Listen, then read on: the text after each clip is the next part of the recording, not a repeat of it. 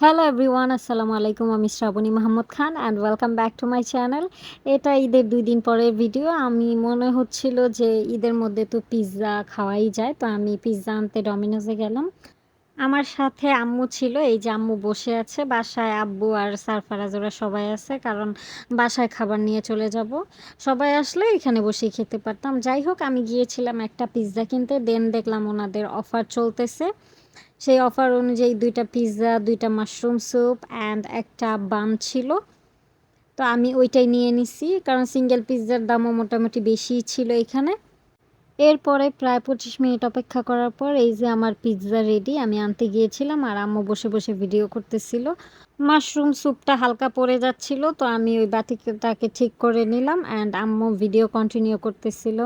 আমি তাই দরজা খুলে দিলাম অ্যান্ড আমরা বাসায় চলে আসছি।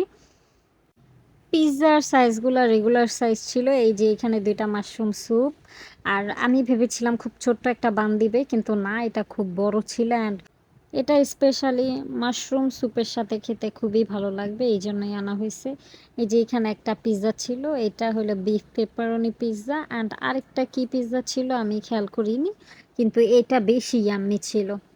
যাই হোক, আমার কাছে আরেকটা অপশন ছিল যে আমি যদি ২টা মাশরুম স্যুপ না নিই, আমি একটা 2 লিটারের বা 1.5 লিটারের একটা কোকা কোলা আনতে পারতাম। তো আমি মাশরুম স্যুপটা চুজ করি, কারণ আমার বাসায় অলরেডি কোকা কোলা ছিল।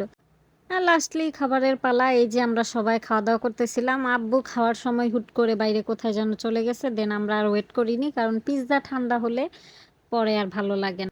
যাই হোক, সবাই ভালো থাকবেন। আল্লাহ হাফেজ, আসসালামু আলাইকুম। এবং আপনাদের ঈদ কেমন কাটলো এটা অবশ্যই জানাবেন। Bye bye, see you.